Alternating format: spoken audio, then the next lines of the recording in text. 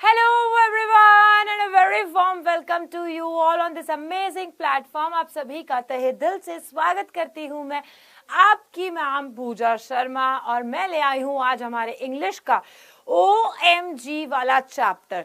ये चैप्टर इतना इम्पोर्टेंट है कि क्या ही कहें कितना इम्पोर्टेंट है। इस चैप्टर में से डायरेक्ट क्वेश्चंस आपको पूछे जाते हैं एंड जो सारे बच्चे हैं वो इस चैप्टर से दूरी बना करके रखते हैं। दे फील लाइक कि ये चैप्टर नहीं करेंगे, ये तो हिस्ट्री का चैप्टर है, कैसे होगा ये चैप्टर। लेकिन होगा, आज की क्लास में ही होगा। हर एक चीज इस तरीके से लर्न करवा दूंगी मैं तुम्हें आज की ही क्लास में कि तुम कहोगे मैम आज के बाद में हमें इसे रिवाइज करने की भी जरूरत नहीं है, क्योंकि मैं आज कराऊंगी तुम्हें क्वेश्चन आंसर्स भी इसके। आज की ही क्लास में हम इसके क्वेश्चन आंसर्स भी देखेंगे, एमसीक्यूज पार्ट करेंगे at the last part. But उससे पहले और इस क्लास को शुरू करने से पहले बता दो, जुलाई आ चुकी है, क्या तुम तैयार हो? क्योंकि अब जंग जो है वो दूर नहीं है। अब तुम्हारे कैसे दिन बीतते चले जाएंगे तुम्हें खुद को विश्वास नहीं होगा। जुलाई आ चुकी है और तुम्हें नहीं पता चलेगा कि कब जुलाई से अगस्त में आ गए, अगस्त में आया 15 अगस्त, ये आई राखी, राखी के बाद में तुम्हें सीधा दिवाली दिखेगी, दिवाली के बाद में तुम्हें सीधा सीधा दिखेगा प्री बोर्ड, फिर बोर्ड। ये बीच में एक एक महीने कहाँ गायब हो जाएंगे नहीं पता चलेगा। तो how is the josh? Tell me in the comment section quickly everyone. सारे जने यहाँ पर जोश के साथ में बताएंगे बेटा आपके लिए। Aditya Dwivedi, if you are having any problem, anyone else please tell me एक बारी if I am visible and audible to you all quickly. आप सभी को अगर मैं अच्छे से दिखाई दे रही हूँ, सुनाई दे रही हूँ, तो मुझे एक बारी थम्स अप दे दीजिए प्लीज। हाँ जी, हाँ जी, सिर्फ आदित्य को ही आ रही है प्रॉब्लम। ओके आदित्य, तब तो तुम चेक करो बेटा। बाबा रे बाबा, दियारी दैया, हाँ हमें लगा कि क्या परेशानी आ गई, लेकिन बाकी ऑल गुड है, ऑल फाइन है, no problem, very good, thank you so much. और कैसे हाल है तुम्हारे? हाँ बताओ कैसे हाल है तुम्हारे, कैसे हो तुम लोग मेरे प्यारे प्यारे छोटे मोटे नन्हे नन्हे से लल्ला और लालियों। तैयारी कैसे चल रही है? स्पेशली इंग्लिश की। इंग्लिश से दूर भाग रहे हो कि डर अभी दूर चला गया? तुम इंग्लिश से दूर चले गए हो या इंग्लिश का डर तुमसे दूर चला गया, ये बता दो। और ये आज की क्लास एंड तक जरूर से देखना बेटा, एंड तक देखना। एमसीक्यूज भी लाई हूं, पॉइंट से पॉइंट सारी लाइंस याद करवा दूंगी। जहां से क्वेश्चंस आएगा तुम खुद देख लेना, जब तुम्हारे फर्स्ट टर्म के एग्जाम्स होंगे तब तुम्हें पता चल जाएगा कि हाँ ये तो एज इट इज आ गया, मैम ने तो ये लाइन ऐसे लर्न कराई थी, ये एज इट इज कैसे आ गई। आएंगे बेटा, एज इट इज होगा बेटा। हाँ जी, वेरी वेल डन। इंग्लिश पास आ गई है, क्या बात है। ओनली स्टडी सेइंग कि मैम इंग्लिश हमारे पास में आ गई है। That was a great answer given by you, बहुत ही अच्छा लगा आपका ये आंसर सुन के। फैबुलस्टिक, ओके फैबुलस्टिक, इंग्लिश का डर दूर भाग गया है, क्या बात है, ये बात होती है यार। ओहो, टिंकू जिया को तो इंग्लिश से प्यार हो गया है। Okay okay, that's great to hear, मस्त मजे आ गए हैं। स्टार्ट करते हैं हम हमारा चैप्टर एंड आई होप कि आपने इस क्लास को ऑलरेडी लाइक कर दिया होगा, शेयर कर दिया होगा।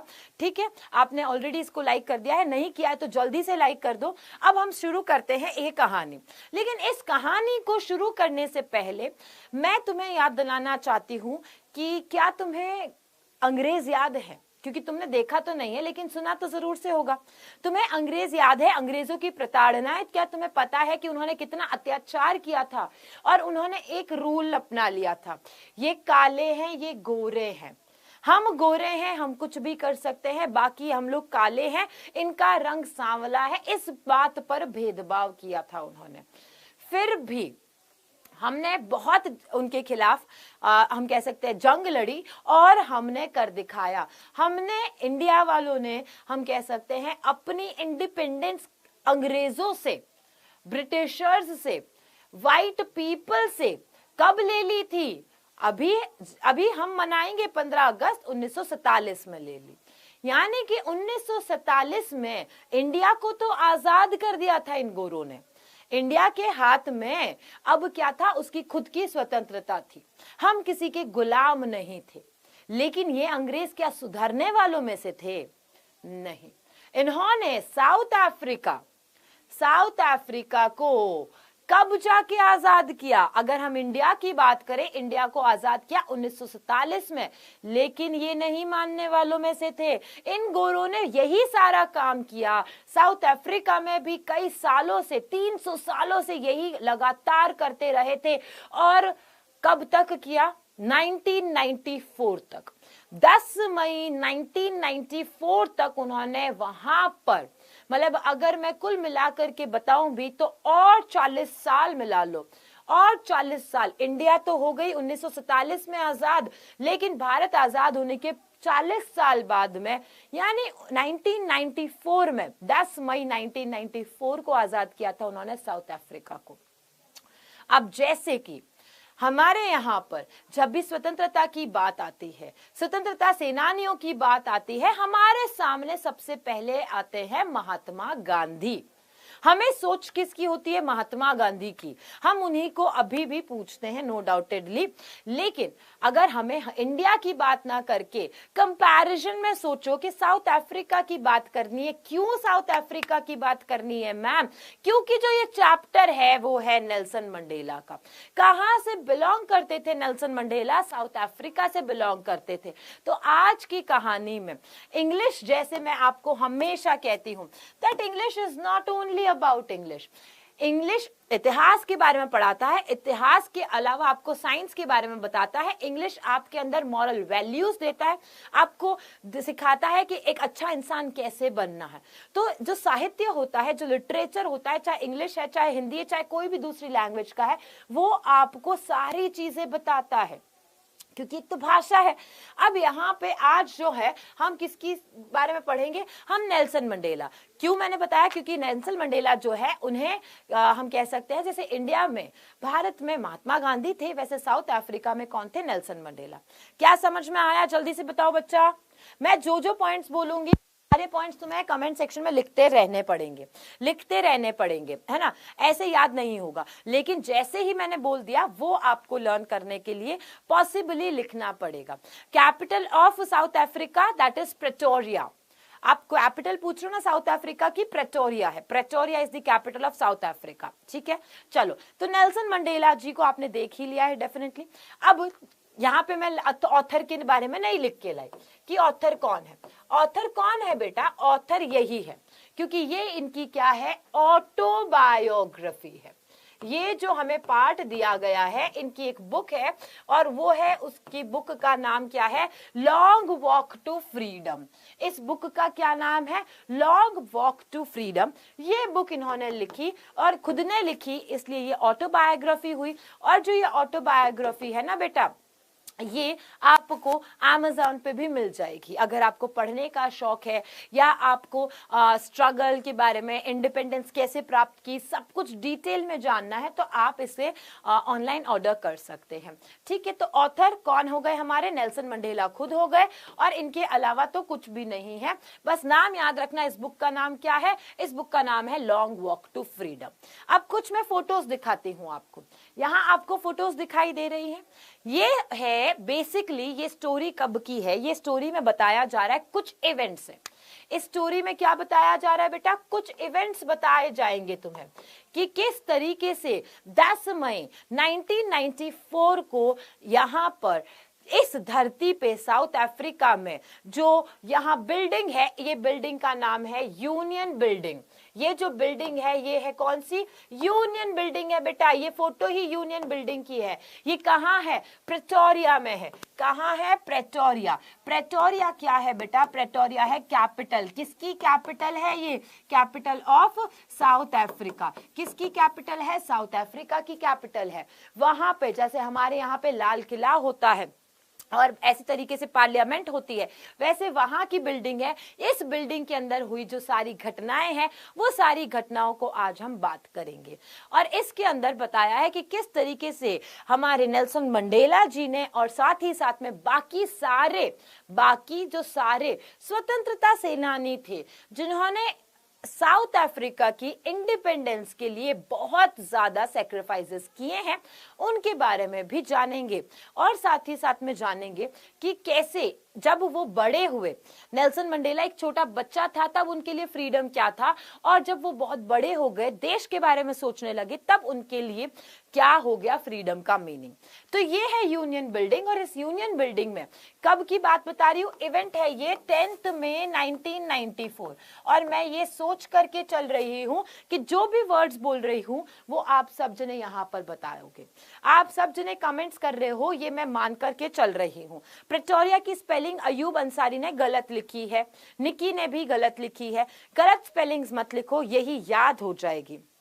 Don't write anything wrong, okay, ठीक है। अब देखो क्या लिखा है, इवेंट्स है 10 मई 1994 को। आप जैसे देख सकते हैं बीच में कौन है, नेल्सन मंडेला है, बीच में है नेल्सन मंडेला, और इनके साथ में दो और कौन थे, डेप्यूटी कौन थे, प्राइम मिनिस्टर या प्रेसिडेंट, बताओ। नेल्सन मंडेला 10 मई 1994 को 1994 को क्या बने थे, वो बने थे first black president of south Africa. South Africa के पहले ब्लैक प्रेसिडेंट बने थे। ब्रिटिशर्स ने इनके ऊपर, Britishers I won't say Britishers, गोरों ने, व्हाइट पीपल ने इनके ऊपर 300 सालों तक राज किया था। कितने सालों तक, 300 सालों तक इनके ऊपर राज किया था। और 10 मई 1994 को इनको अपना इंडिपेंडेंस मिला। जिस वक्त इनको इंडिपेंडेंस मिला, अगर मैं इंडिया की बात करूं तो इंडिया में जब इंडिपेंडेंस आया तब प्रेसिडेंट इंडियन पीपल बने। वैसे ही यहां पे जब प्रेसिडेंट बने तो सबसे पहले प्रेसिडेंट कौन बने थे, वो थे हमारे नेल्सन मंडेला। यहां एक और फोटो मैंने जानबूझ के लाई हूं, और इसमें ये है इनकी बेटी जिनका नाम है ज़ेनानी। तो इनका इतना बड़ा फंक्शन हुआ है, इतना बड़ा फंक्शन हुआ है, लेकिन फैमिली में से और कोई नहीं था, सिर्फ और सिर्फ इनकी बेटी यहां पर प्रेजेंट थी। जो नेल्सन मंडेला जी की बेटी है उनका नाम क्या है, ज़ेनानी, वो यहां पर प्रेजेंट थी। ठीक है, याद रखना क्योंकि इसके बारे में इस चैप्टर के अंदर जिक्र किया हुआ है, इस चैप्टर में ज़ेनानी के बारे में जिक्र किया हुआ है। चलिए, ये क्या है, ये साउथ अफ्रीका का फ्लैग है, ये साउथ अफ्रीका का फ्लैग है। ध्यान से देख लो और इन कलर्स को कमेंट सेक्शन में फटाफट से लिख देना कि इनमें क्या क्या कलर्स है। वी गो विद ब्लू है इसके अंदर, ग्रीन है इसके अंदर, ब्लैक है इसके अंदर, रेड है एंड व्हाइट है, रेड है, व्हाइट है एंड येलो है। ये सारे कलर्स हैं इनके अंदर। क्वेश्चन पूछा जाता है बेटा, क्वेश्चन पूछा जाता है that how many colours were there in South African flag, या फिर साउथ अफ्रीकन फ्लैग में कौन कौन से कलर्स हैं, which colours are there. So blue, green, white, red, yellow and black, ये सारे कलर्स। वेरी गुड सारे बच्चे, सोनम ने भी जैसे आंसर दिया है, वेरी गुड बेटा, very good, very good. Anshika, very well done बच्चा, बिल्कुल बिल्कुल, वेरी गुड। सब जने लिखो, हाँ बिल्कुल बिल्कुल। राम जी आपने भी करेक्ट आंसर्स दिया, आपने इस तरीके से लिख दिया। देवेंद्र ने भी बिल्कुल करेक्ट आंसर दिया है। चलिए, अब ये क्या है, ये क्या है, ये सारी चीजें इवेंट्स में तुम्हें बता रही हूँ पिक्चर से, क्योंकि छप जाएंगे तुम्हारे दिमाग में। 15 अगस्त अभी आने वाला है, तुम ये सारी चीजें जब देखोगे ना तो तुम्हें उस वक्त ये चैप्टर बाय हार्ट हो जाएगा, क्योंकि हम वही चीजें कर रहे हैं, साउथ अफ्रीका भी वही चीजें करता है। ठीक है, तो यहां पे अब ये क्या है, शेवरॉन, ओहो हो,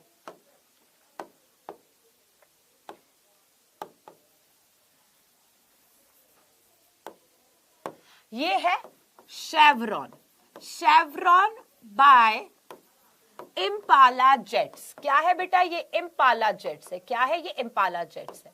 अब इनका काम क्या होता है, तो भाई मुझे तुम बताओ, एक क्वेश्चन है, मुझे कमेंट सेक्शन में तुम सारे के सारे लल्ला और लालियो आंसर देना।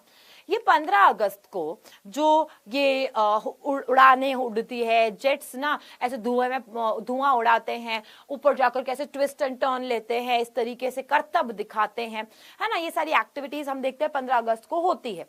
ये क्यों करते हैं, क्या वजह है ये करने की, क्या होता है इससे, बताओ। वी जैसी संरचना, वेरी गुड। शेवरॉन में हमेशा क्या होती है, V shape, V shape, very good. क्यों करते हैं, मैं तो पूछ रही हूं करते क्यों है, what's the reason behind that. Military perception दिखाने के लिए, ओके टिंकू,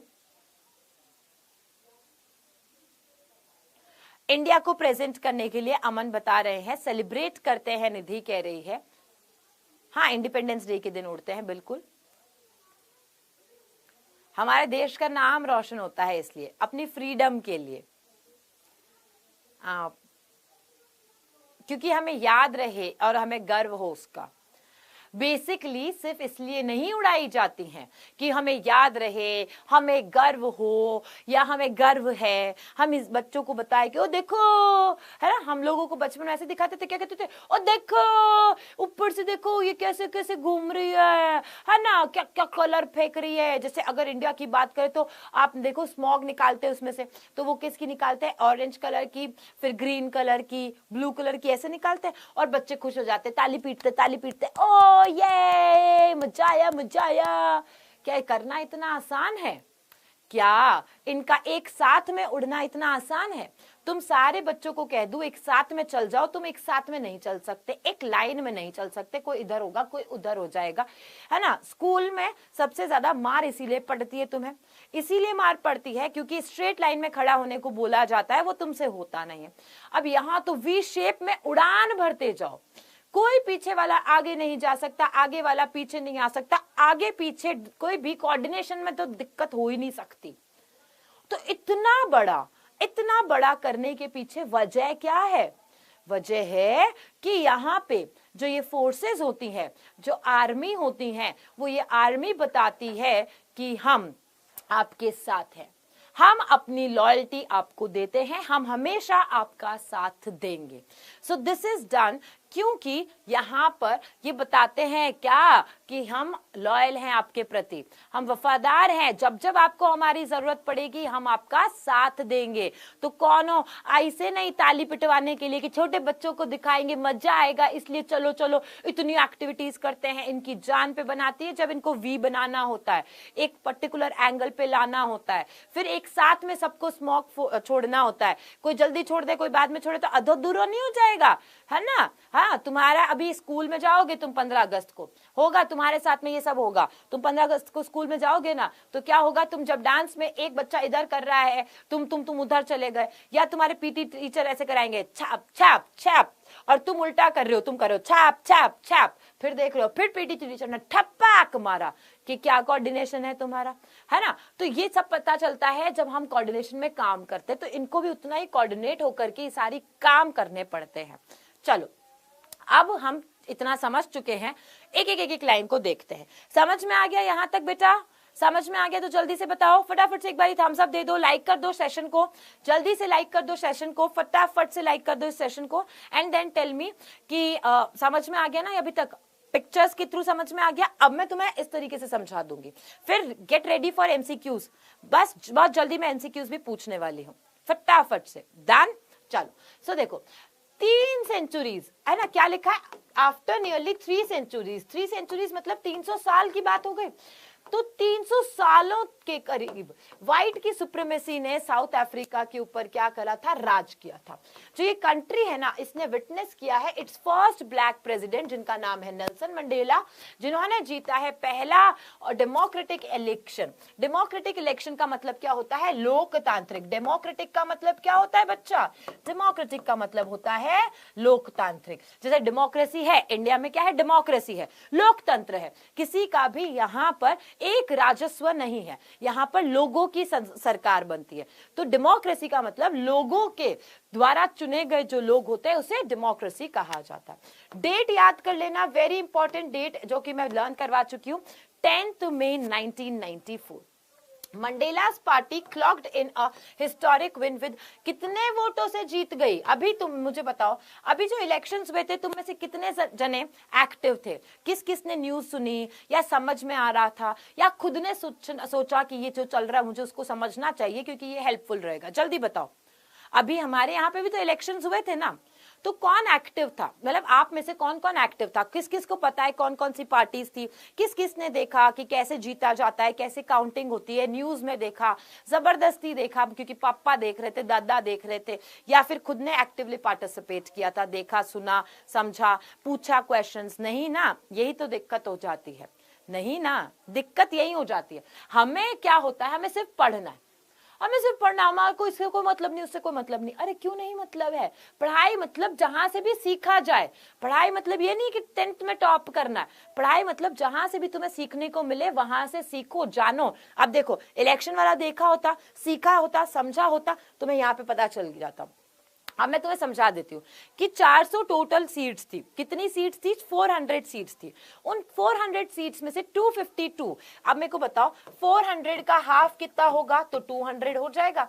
बट 200 से भी 52 सीट्स जो है वो ज्यादा ले आए। दैट मीन्स मेजॉरिटी किसकी हो गई? मेजॉरिटी किसकी हो गई? नेल्सन मंडेला की पार्टी की हो गई। अब नेल्सन मंडेला की पार्टी का नाम क्या था? Can anyone tell? हाँ, नेल्सन मंडेला की पार्टी का क्या नाम था? ANC। क्या नाम था? ANC, that is African National Congress. African National Congress was the name of his party. चलो, ये यहां तक समझ में आ गया होगा। So a long walk to freedom, ये बेसिकली एक एक्सट्रैक्ट है आपके नेल्सन मंडेला की ऑटोबायोग्राफी में से, विच इलिसिडेट्स, वो जो बताती है the struggle faced by the black community in South Africa riddled with apartheid. Now first of all, what is apartheid ma'am? ये वर्ड्स क्या है? मैं हूं ना बेटा, मैं समझाऊंगी। अपार्थाइड का मतलब ये होता है रंग भेद। क्या है? Racial discrimination. अपार्थाइड का मतलब क्या होता है बेटा? Racial discrimination. रेशियल डिस्क्रिमिनेशन का मतलब क्या हुआ? रंग भेद होना, भेदभाव कहा जा रहा है, भेदभाव करना। तो तुम्हें पता है ये अपार्थाइड सिस्टम भी कितने सालों से चल रहा था भाई। उन्होंने हमारे ऊपर भी तो यही किया था, है ना? ये काले हैं, ये ऐसे हैं, तो इन्होंने साउथ अफ्रीका में भी यही किया। वहां के पीपल, लोगों के जो कलर है वो एक्चुअल में हमसे ज्यादा, हम लोग कलर्ड में आते हैं। हम सब किस में आते हैं? कलर्ड स्किन में आते हैं। हम जो इंडियंस हैं वो किस स्किन में आते हैं? कलर्ड, क्योंकि हम ना गोरे हैं ना काले हैं, तो हम क्या है? दिल वाले हैं, राइट? तो हम कलर्ड स्किन में आते हैं। लेकिन यहाँ साउथ अफ्रीका में तो लोगों का एक्चुअली बिकॉज ऑफ दी हम कह सकते हैं क्लाइमेटिक कंडीशंस, उनका कलर कैसा होता है? वहां पर ब्लैक है। नाउ ये जो अपार्थाइड सिस्टम है, ये अपार्थाइड सिस्टम क्या सीन है उसका मैं बताती हूँ। इस अपार्थाइड सिस्टम में ये सीन था कि साउथ अफ्रीका के ही लोग, मतलब साउथ अफ्रीका के जो नेटिव पीपल है, वहां के जो लोग हैं, उनको दबाया जाता था कि तुम काले हो, तुम इस बस का यूज नहीं कर सकते हो, तुम काले हो, तुम इस रेस्टोरेंट में अंदर नहीं जा सकते हो, तुम काले हो, तुम इस पानी के टैंकर में से पानी नहीं पी सकते हो, तुम काले हो, तुम्हें इसके अलावा जो साइड में रखा जाएगा उसमें से पी सकते हो, ठीक है? तुम कुछ पर्टिकुलर जॉब्स नहीं कर सकते हो क्योंकि तुम भेदभाव है तुम्हारे ऊपर। तो अपार्थाइड सिस्टम होने की वजह से पता है बहुत सारी दूसरी कंट्रीज ने साउथ अफ्रीका के साथ में रिश्ता तोड़ दिया था। रिश्ता तोड़ दिया कि नहीं भाई, हमें तो तुम्हारे साथ में रिश्ता नहीं बनाना, क्योंकि तुम्हारे यहाँ पे तो तुम एक ऐसा तरीके का पॉलिसी अपना रहे हो जिसमें तुम भेदभाव करते हो, तुम डिस्क्रिमिनेशन करते हो, है ना? तो ये अगर हम बात करें लॉन्ग वॉक टू फ्रीडम, इसके अंदर नेल्सन मंडेला ने किसके बारे में बताया है? तो नेल्सन मंडेला ने ऑटोबायोग्राफी लिखी और बताया कि कैसे जो साउथ अफ्रीका के लोग हैं, वहां के जो लोग हैं, ब्लैक कम्युनिटी है, उन्होंने ये अपार्थाइड सिस्टम को कैसे झेला होगा, कैसे इस अपार्थाइड सिस्टम के थ्रू स्ट्रगल किया है अपनी लाइफ में, है ना? Now, Mandela took his oath as the president in the Union Building amphitheater in Pretoria in the presence of several prominent political figures. ये याद रखना, मैंने बता दिया। मंडेला ने क्या बन गए? आफ्टर गेटिंग मेजॉरिटी 252 वोट्स मिल गए उन्हें, 400 में से 252 वोट्स मिल गए उन्हें, और 10 मई 1994 को उन्होंने शपथ ली।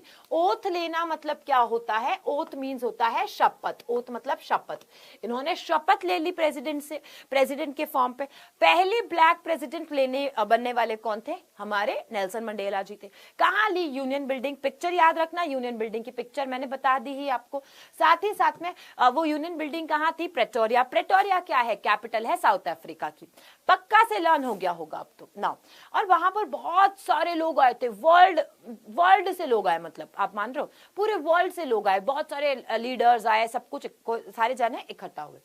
He commenced his speech by addressing all the dignitaries and assured the citizens they would never experience a similar suppression of one group over another.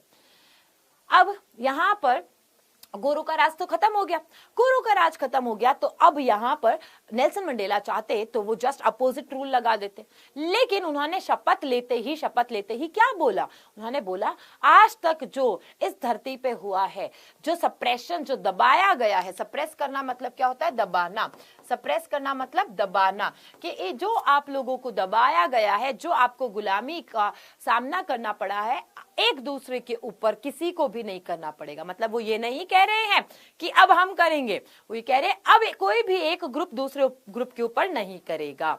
ठीक है, next, Nelson Mandela vowed that in the democratic country that he had established there would never be discrimination against people irrespective of caste, color, creed और race, that government would treat people with due respect and equality। उन्होंने साथ ही साथ में ये भी आश्वासन दिलाया, जब उन्होंने शपथ ली तो उन्होंने क्या आश्वासन दिलाया, उन्होंने कहा कि यहाँ पे अब कभी भी डिस्क्रिमिनेशन नहीं होगा। क्या होता है डिस्क्रिमिनेशन, मैंने बताया, बताओ तुम मुझे कमेंट सेक्शन में जल्दी से, सारे बच्चों जल्दी बताओ, क्या बताया, भेदभाव, कि यहाँ पर लोगों के खिलाफ भेदभाव नहीं होगा, चाहे वो कास्ट को लेकर के हो, यानी जाति को लेकर के कि हम ऊंची जाति के हैं, हम नीची जाति के, या तुम्हारा कलर काला है, गोरा है, या तुम किस प्रजाति से आते हो, तुम कौन सी फैमिली से बिलोंग करते हो, इन सब से हमें कोई मतलब नहीं है। हम इस गवर्नमेंट में सबको क्या करेंगे, इक्वालिटी देंगे, और साथ ही साथ में सबको बराबर का सम्मान दिया जाएगा। तो सब यहाँ पर समान है, कोई भी कास्ट से आ रहे हो, कोई भी तुम्हारी प्रजाति है, कोई भी मतलब कलर है तुम्हारा, हमें उससे कोई मतलब नहीं है ना। चलो, अब इस हिस्टोरिकल इनॉग्रेशन के दिन जो सबसे बड़ी बात हुई थी ना, वो हुआ था 2 नेशनल एंथम्स, वेरी इंपॉर्टेंट।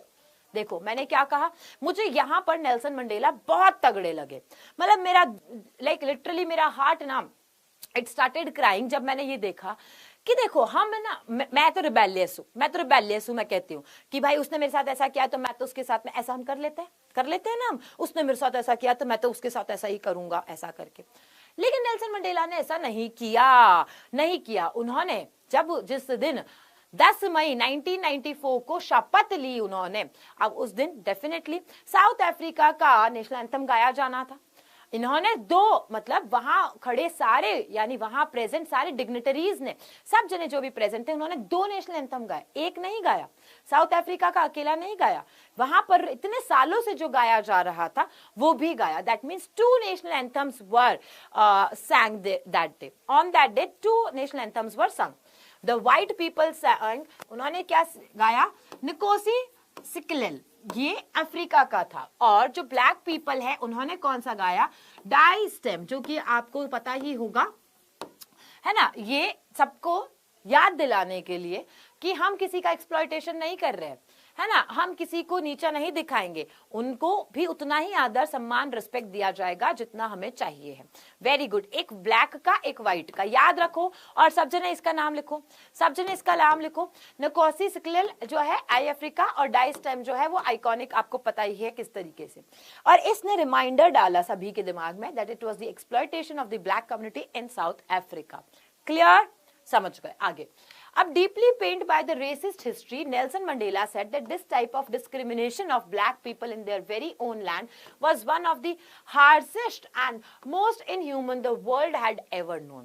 मतलब इन्होंने दुख जताया बेसिकली, अब जब ये लिख रहे थे तो उस वक्त इन्होंने बहुत बड़ा दुख जताया कि पूरे वर्ल्ड के अंदर मेरे लोगों के साथ में ये घटना घटी, और यहाँ पर लोगों को इतने सालों तक इस तरीके की चीजों से सामना करना पड़ा, उन्हें रेसिस्ट करा गया, रेसिस्ट का मतलब रंग भेद किया गया, उनके साथ में डिस्क्रिमिनेशन किया गया, है ना, जबकि ये उनकी ही जगह थी। साउथ अफ्रीका तो उनकी खुद की जगह थी ना, किसी और की तो नहीं थी, तो उनकी खुद की जगह पर कुछ बाहर से लोग आए, उन्होंने उनके ऊपर डिस्क्रिमिनेशन किया, ये बहुत ही बुरा हो गया, और ये क्या है, इनह्यूमन है। He emphasized that people are not born to hate, ये पूरी लाइन इंपॉर्टेंट आती है, वेरी इंपॉर्टेंट लाइन, और ये लाइन फिर से मेरा दिल जीत गई थी, है ना, बहुत इंपॉर्टेंट लाइन है। ये लाइन क्या कहती है, ये लाइन कहती है कि इंसानों के अंदर घृणा होती नहीं है। मतलब बचपन में बच्चे को देखा है तुमने, एक जो बच्चा होता है वो बचपन से ऐसे मुझे पसंद नहीं है, वो तो अच्छा नहीं है, ऐसा घृणा करना नहीं जानता है बच्चा, उसे सिखाया जाता है। उसे सिखाया जाता है जल्दी खा ले वरना दीदी खा लेगी। उसे क्या होती है, जेलसी होती है, वो हेट करने शुरू कर देता है धीरे धीरे दीदी से। समझना इस चीज को, है ना। और हम क्या कर रहे हैं, हम अनजाने में डायरेक्टली इनडायरेक्टली बच्चे के साथ में ये कर रहे हैं, बेटा बेटा जल्दी तैयार हो जा वरना पापा के साथ में दीदी चली जाएगी। बच्चा क्या करता है, जेलस हो जाता है, घृणा करने लगता है, अरे नहीं दीदी बेकार है, दीदी नहीं चाहेगी, दीदी नहीं चाहेगी, हम जाएंगे, मैं जाऊंगा, ऐसा करके। तो ये बच्चे का एग्जाम्पल देके मैं बेसिकली तुम्हें समझाना चाह रही हूं कि यहाँ पे ये जो लाइन लिखी है, that people are not born to hate others, कि लोगों का जन्म हुआ तो लोग जो है वो अंदर से घृणा की भावनाएं, हेट की भावना लेकर के, इमोशंस लेकर के पैदा नहीं हुए, है ना। और वो भी हेट किसके बेसिस पे, on the basis of their colour, on the basis of their religion, कि तुम्हारी जाति क्या है, तुम्हारा धर्म क्या है। उन्हें तो कुछ समझ में ही नहीं आता जब बच्चा पैदा होता है, तो ये उन्हें सिखाया जाता है। So they can taught to love as well. अगर घृणा करनी सिखाई जाती है तो प्यार करना भी सिखा दे सकते हैं। लव कम्स नेचुरली, जबकि अगर हम लव की बात करें तो लव की जो बात है, प्यार जो है वो तो नेचुरली आता है आपके अंदर। आपको कोई चॉकलेट दे देता है, अपने आप से आप उनको प्यार करते हो, हंसते हो, मुस्कुराते हो, तो लव तो नेचुरल है ना। छोटा सा बच्चा ना समझे, आप उसके सामने ऐसे कुछ कर देते हो, वो प्यार करने लगता है आपसे, आपको मुस्कुराहट देता है, ये तो नेचुरल चीजें हैं, है ना। तो नेचुरली ये होता है ये सारी चीजें, जबकि घृणा तो ऊपर से सिखाई जाती है, ऊपर से मतलब थोपी जाती है, तो ये चीजें नहीं होनी चाहिए। Mandela stated that a man has 2 obligations. अब देखो ये भी बहुत बहुत इंपॉर्टेंट पार्ट है। मैंने बताया जैसे तुम्हें कि 2 नेशनल एंथम याद रखना है, वैसे 2 ऑब्लिगेशंस याद रखना। पहली बात समझ लो मेरी, यहाँ पे पहली बात समझ लो, ये 2 ऑब्लिगेशंस क्या है। ऑब्लिगेशन का मतलब होता है कर्तव्य यानी ड्यूटीज, है ना। तो मंडेला कहते हैं कि कोई एक इंसान है, कोई भी आदमी है ना, उसकी आदमी की जिंदगी में हमेशा 2 ड्यूटीज होती है। एक आदमी है, उसकी जिंदगी में हमेशा 2 ड्यूटीज होती है। एक ड्यूटी होती है अपनी फैमिली को लेकर के, कि फैमिली को पालना है, पोसना है, बड़ा करना है, उनके साथ रहना है, मम्मी को ध्यान देना है, ऐसे करके। और एक ड्यूटी होती है आपके नेशन को लेकर के, आपकी जो हम कह सकते हैं पावन धरती है उसको लेकर के, आप जहां के रहवासी है उधर की। दैट मीन्स एक होती है आपकी कंट्री की तरफ ड्यूटीज।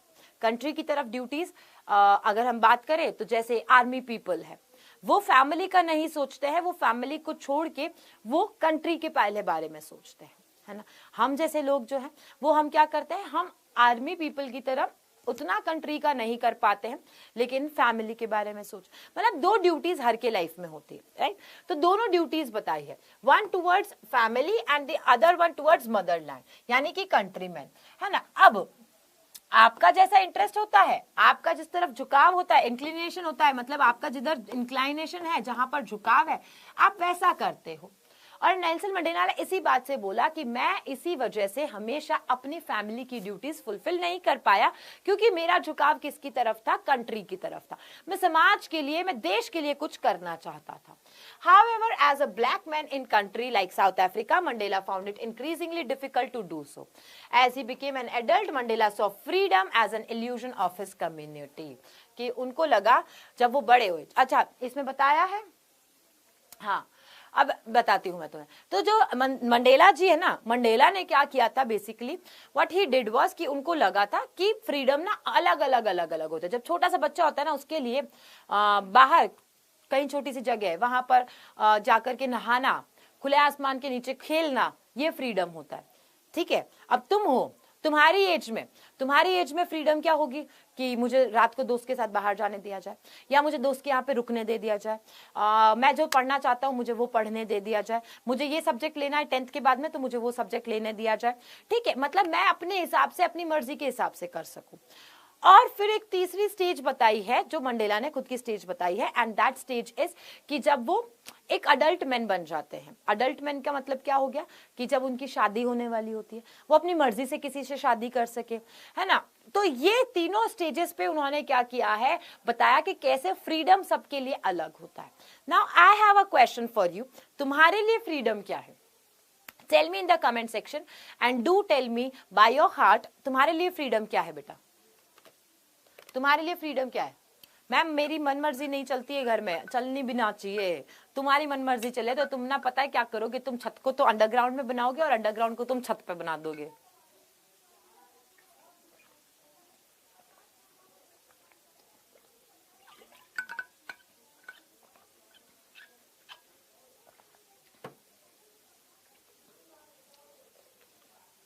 आपको बाहर पढ़ने जाना है, वेरी गुड बच्चा, बिना रोक टोक के रहना फ्रीडम है। Okay, Anamika saying my life my rules चाहिए। मम्मी कहेगी मेरा बेटा मेरा चप्पल, आजा।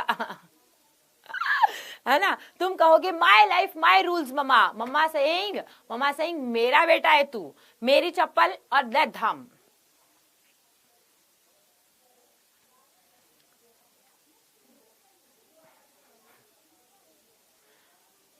हाँ भाई, माई लाइफ माई रूल्स तो भूल जाओ इस जिंदगी में। तुम इंडिया में पैदा हुए हो, है ना, तुम कोई बाहर की वेस्टर्न कंट्रीज में पैदा नहीं हुए हो। मैं तो खुद भी कहूंगी कि भाई पेरेंट्स को कभी बच्चों को माई लाइफ माई रूल्स वाला तो देना ही नहीं चाहिए। उन्होंने रूल बनाने ही नहीं आते हैं। तुमने सीखा कभी रूल बनाना कि रूल बनाना क्या होता है? तुम्हें पता ही नहीं है कि रूल बनाना क्या है। तुम्हारी लाइफ कौन सी तुम्हारी लाइफ, मुझे बताओ। हाँ, बचपन से लेकर के बड़े होते हो जब, तब तक तो तुम मम्मी और पापा के अकॉर्डिंग चलते हो, बीच में तुम टीचर्स के अकॉर्डिंग चलते हो, फिर तुम बीवी के अकॉर्डिंग चलते हो। कौन सी तुम्हारी लाइफ है बताना मुझे जरा। बीवी हो जाने, मतलब बीवी हो गई है, उसके बाद में बच्चे हो गए, बच्चों के हिसाब से चलते हो तुम। कौन हो? तुम्हारी लाइफ है ही नहीं तुम्हारी लाइफ। लड़कियों के लिए भी यही है, पहले मम्मी पापा के अकॉर्डिंग चलती है, फिर टीचर्स के अकॉर्डिंग चलती है, फिर उनकी शादी करा जाती है तो ससुराल वालों के अकॉर्डिंग चलती है, फिर बच्चे ने बोला जिसके अकॉर्डिंग चलती है।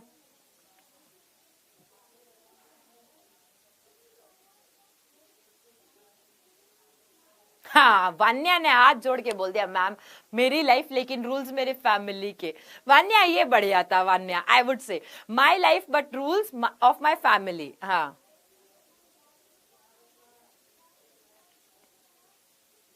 चले आगे बढ़े, मजा आ गया, थोड़ा सा रिफ्रेशमेंट मिल गया। हाँ रिफ्रेशमेंट मिल गया ना, चलो आ जाओ आगे। तो ये उन्होंने देखा कि भाई जब वो बड़े हुए, नेल्सन मंडेला जब बड़े हुए ना, तो उनको लगा कि यार इस वर्ल्ड में साउथ अफ्रीका को इंडिपेंडेंस लेना इस तो इट्स लाइक अ इल्यूजन। क्या है? एक इल्यूजन है, इसे बड़ा बनाना इस इल्यूजन टाइप का है ना। चलो, Mandela further believed that freedom was indivisible for all. Still, he saw that the black community is facing oppression. What is oppression? Oppression means शोषण, किसी को दबाना, किसी को शोषण करना। सो ही सॉ, जैसे जैसे वो बड़े हुए नेल्सन मंडेला, वो अपनी ऑटोबायोग्राफी में बताते हैं कि जैसे जैसे मैं बड़ा हुआ तब मुझे पता चला कि किस तरीके से जो साउथ अफ्रीकन पीपल है उनको, ब्लैक कम्युनिटी के लोगों को दबाया जाता है, उनको अप्रेस किया जाता है। And it emulated the profound idea that the oppressor must be liberated just like the oppressed. ये भी बहुत इंपॉर्टेंट लाइन आती है यहाँ पे। ये लाइन को समझना, देखो समझना एक बारी समझना। जो तुमको दबा रहा है, तुमको डरा रहा है जिंदगी में, है ना, जिंदगी में तुम्हारा दोस्त हो सकता है, तुम्हारे बड़े भाई बहन हो सकता है, या कोई स्कूल में तुम्हारा कोई पंगा चल रहा है ना, वो तुम्हें डरा रहा है। अब मेरी बात सुनना, एक बहुत तगड़ी बात बताऊंगी, हो सकता है कि बहुत मैच्योर बात बताऊं, लेकिन समझोगे तो तुम्हें बहुत अच्छी लगेगी। जो तुम्हें डरा रहा है ना, तुम तो डर रहे हो डेफिनेटली, तुम्हारे ऊपर डर है, तुम्हें उससे फ्रीडम चाहिए कि मुझे ये डर नहीं चाहिए। तुम्हें पता है, तुम्हें जितना उस डर से दूर जाना है उतना ही जरूरी है वो जो तुम्हें डरा रहा है ना, चाहे वो कोई भी है जो तुम्हें डरा रहा है ना, वो भी एक तरीके से बंधा हुआ है। वो किस में बंधा हुआ है? वो इस सोच में बंधा हुआ है कि मुझे इसे डराना है। वो इसके अलावा कुछ सोच ही नहीं सकता है। वो हरदम ये सोचता है कि कब वो दिखे और मुझे इसे डराना है। यानी कि कैदी सिर्फ हम नहीं है, कैदी यानी प्रिजनर वो भी है जो हम पर अत्याचार करते हैं, क्योंकि अत्याचार किया जा रहा है उसके द्वारा। दैट मीन्स उसकी तो क्या छीन ली गई है? ह्यूमैनिटी छीन ली गई है, उसकी ह्यूमैनिटी उसे छीन ली गई है, उसका जो काइंड और जेनरस बिहेवियर है वो उससे छीन लिया गया है ना। तो ये बात बहुत तगड़ी बात मुझे बहुत तगड़ी बात लगी। सो ऑपरेसर मस्ट बी लिबरेटेड, कि किसे फ्री कर देना चाहिए? ऑपरेसर कौन होता है? जो शोषण करता है उसे क्या कहते हैं? उसे ऑपरेसर कहते हैं। कि उसे भी फ्री करना चाहिए जैसे कि ऑप्रेस्ड को, जैसे कि जो शोषण सहन कर रहा है। क्योंकि a person who snatches another's freedom, जो पर्सन दूसरे पर्सन की फ्रीडम छीन लेता है, वो तो खुद भी उसी के सेम ही प्रिजन में होता है ना, वो भी तो सेम कैदी है एक तरीके से, वो भी तो कैदी बन चुका है। इसीलिए oppressor wasn't any freer. Freer मतलब क्या होता है, वही खुला होना, अपने हिसाब से जिंदगी जीना, माई लाइफ माई रूल्स वाला freer. Then they oppressed because they were bound by same chains of oppression, है ना, क्योंकि वो भी बंधा हुआ है किससे, उन्हीं उन्हीं बेड़ियों से बंधा हुआ है, जिस बेड़ियों से ऑप्रेस्ड बंधा हुआ है उसी सेम बेड़ियों से बंधा हुआ है ऑप्रेसर भी। ऑप्रेस्ड बंधा हुआ है क्योंकि उस पर अत्याचार हो रहे हैं, ऑप्रेसर इसलिए बंधा हुआ है क्योंकि उससे भी तो चीजें छीन ली गई है, वो अब ह्यूमन की तरह नहीं है, वो क्या हो चुका है, घृणा के एक, हेट के एक प्रिजन में बंद हो चुका है, उसके लाइफ में हेट के अलावा कोई इमोशंस नहीं है।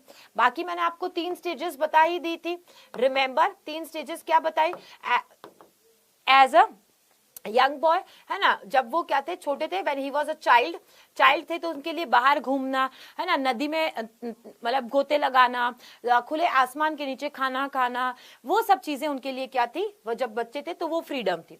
When he became a young boy, जब वो यंग बॉय बने तो क्या हो गया, उनके हिसाब से उनके सब्जेक्ट्स लेना, अब बाहर घूमने जाना, लेट नाइट तक नहीं आना, ये सब थे। और जब वो एक मैन बने, है ना, या जब वो एडल्ट बने, तो अडल्ट बने तब उनके लिए क्या हो गया, व्हेन ही बिकेम अडल्ट और ही बिकेम मैन, तब उसके लिए अपने अकॉर्डिंग शादी करना, है ना, अपनी फैमिली बनाना, उनकी तरफ रिस्पॉन्सिबिलिटीज फुलफिल करना, ये सारी चीजें उनके लिए क्या हो गई थी, फ्रीडम हो गई। So there were 3 stages of freedom.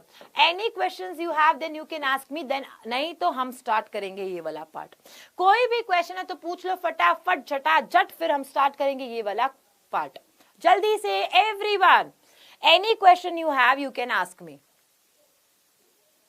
बाबू सोना चल रहा है, बाबू सोना किसी का नहीं चला है, बाबू सोना चाइना का है, वो किसी का नहीं चला है, यहाँ पे भी नहीं चलेगा। यहाँ पे उनको पता भी नहीं है कि उनके पीछे जो कमेंट कर रहा है उसके पीछे बाबू है या बाबूड़ी है, सोना है या सोनाली है, उन्हें नहीं पता है ना, तो ये नहीं चलने वाला है। वो उनको भी पता है कि हम लाइफ खराब कर रहे हैं अपनी, उनको बहुत अच्छे से पता है, और वो खुद ही आग लगा रहे हैं अपने जिंदगी में, है ना, तो छोड़ो, जाने दो, उन्हें पता है। वो पता है, ऐसे बच्चे नहीं होते हैं, कुछ बच्चे होते हैं ना, कुछ बच्चे होते हैं जिन्हें पता होता है कि मैं चिल्लाऊंगा तो मम्मी डांटेगी, पता होता है, फिर भी वो एक लेवल तक चिल्लाते हैं, और फिर मम्मी बाहर से बोलती है क्या हुआ, और वो चुप हो जाते हैं। ये वही बच्चे हैं, उन्हें सब पता है, लेकिन उनका कंट्रोल नहीं है, अपने ऊपर कंट्रोल नहीं है, और जहां कंट्रोल नहीं है वहां पर हर चीज आउट ऑफ कंट्रोल होते ही नहीं है। चलो, are you all ready for this part? चलिए, so let's get started with this part. लेकिन या let me call our poll वाले भैया so that I can see कि कितने सारे बच्चे आंसर्स दे रहे हैं।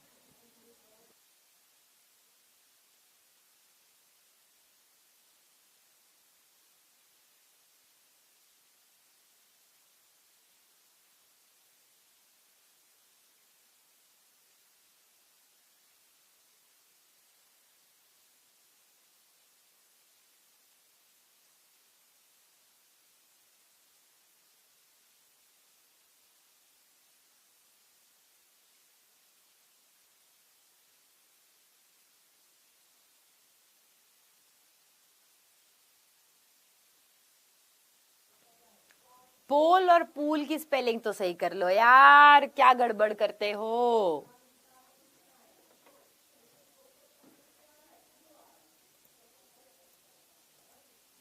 चलिए स्टार्ट करते हैं। The very first question on your screen now, how many national anthems were sung in South Africa? South Africa में कितने नेशनल एंथम गाए गए थे? A 2, B 3, C 4 और D that means fourth is none of these. तो ये है आपका A, B, C and D। सारे बच्चे आंसर्स देंगे। I want to see everyone's answer, ऐसे कोई इक्का दुक्का लोग नहीं देंगे आंसर। और आज की क्लास में कराया हुआ है तो गलत देने वालों को ना सीधा आउट करूंगी मैं, सीधा आउट करूंगी मैं।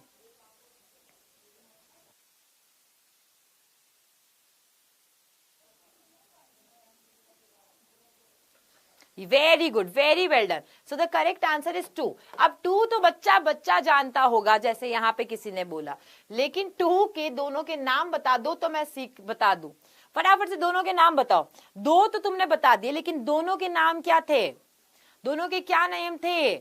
कब हुआ था? 10 मई 1994।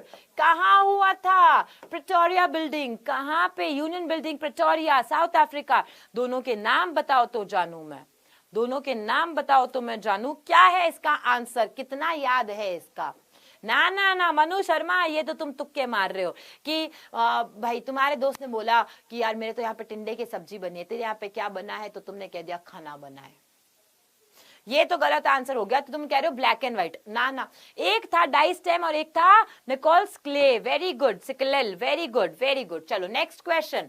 South Africa is rich in, South Africa में सबसे ज्यादा चीजें क्या है? Coffee, tourism, gems and minerals या all of the above? I want see, मैं चेक करना चाहती हूँ कितने करेक्ट आंसर्स आते हैं। South Africa is rich, rich मतलब धनी है। किस चीज में धनी है? कि वहां पे कॉफी है, वहां पे टूरिज्म यानी कि, या फिर वहां पर टूरिज्म जो है, टूरिज्म का मतलब क्या होता है? हम लोग घूमने जाते हैं ना, घूमी करते हैं, ठीक है, तो वहां पर घूमी वाली जगह अच्छी है। या फिर जेम्स एंड मिनरल्स। जल्दी करेक्ट आंसर दो। है कतई गलत। ये जो सारे के सारे ऑल ऑफ द अबव बता रहे हैं ये आउट हो चुके हैं। ऑल ऑफ द अबव वाले कृपया करके साइड हो जाएं। एंड क्यों भाई इतने कम वोट क्यों आ रहे हैं सारे? ओ हो, देखो टाइम ही चल रहे हैं। जो 30% थे वो अब मैंने इनको आउट कर दिया, तो वो ऊपर जा रहे हैं 31% की तरफ। बता देती हूं, the correct answer is James and minerals. और ये जेम्स एंड मिनरल्स के साथ साथ में क्या बताया था? That south Africa is rich in people. लोगों की यहाँ पर जो है, जो यहाँ के लोग हैं, उनमें जो क्षमताएं हैं, उनमें जो कार्य है, वो सबसे ज्यादा उनके धनी हैं। चलो नेक्स्ट क्वेश्चन। नेल्सन मंडेला क्या थे? First black president of South Africa, B second black president of South Africa, C third black president of South Africa, D none of the above. अच्छा, इसी बात पे मैं बता देती हूँ, there were two deputy presidents as well.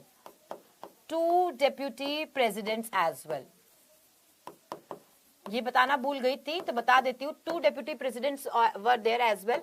First deputy president जो थे वो थे थाबो बेकी।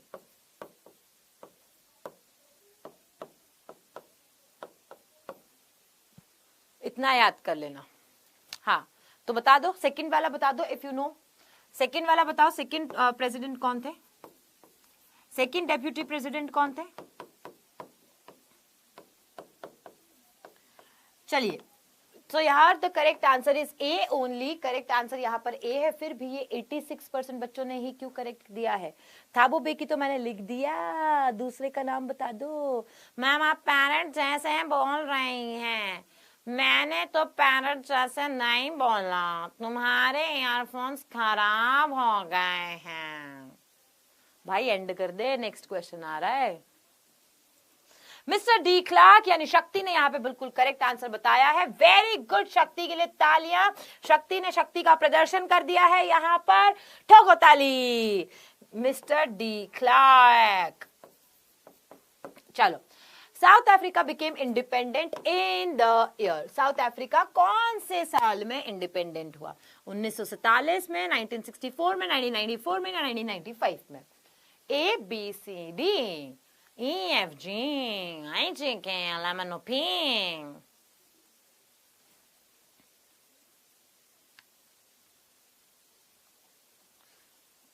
बता दिया था आपने। ओ माइट भी मैंने नहीं देखा हो, पर निराश नहीं होना है, हताश नहीं होना है, क्योंकि तुम ही हो जो करके दिखाओगे।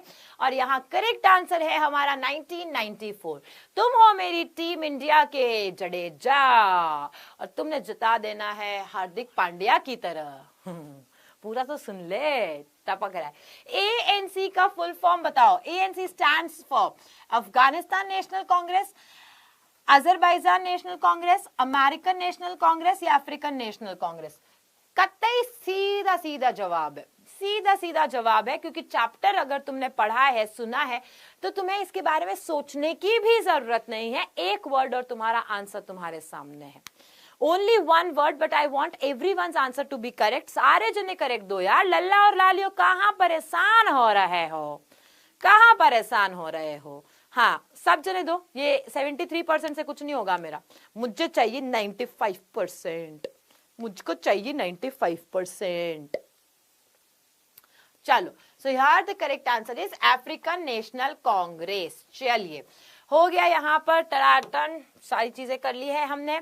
If you have any questions you can ask me in the comment section as well, but या बिफोर गोइंग प्लीज प्लीज ये सेशन जो है वो अपने दोस्तों के साथ में शेयर कर देना, बिकॉज ये चैप्टर ही ऐसा है, जिस तरीके से मैंने पढ़ाया है उस तरीके से जब आप पढ़ोगे तो ही सारी चीजें ध्यान में रहेगी, वरना घपला हो जाएगा। और घपला तो अपने को करने का नहीं है ना, अपने को पढ़ने का है। तो पढ़ने के लिए इवेंट्स इस तरीके से याद करने पड़ेंगे आपको कि वो आपके दिमाग में छप जाए। So on this note I just wish कि आपके क्वेश्चन आंसर्स भी बहुत अच्छे हुए। अपना स्कोर मुझे कमेंट सेक्शन में जरूर से बता देना कि इतने एमसीक्यूज में से तुमने कितने करेक्ट किए हैं। I want to see that and I wish all the best जिन सबने पूरे करेक्ट किए।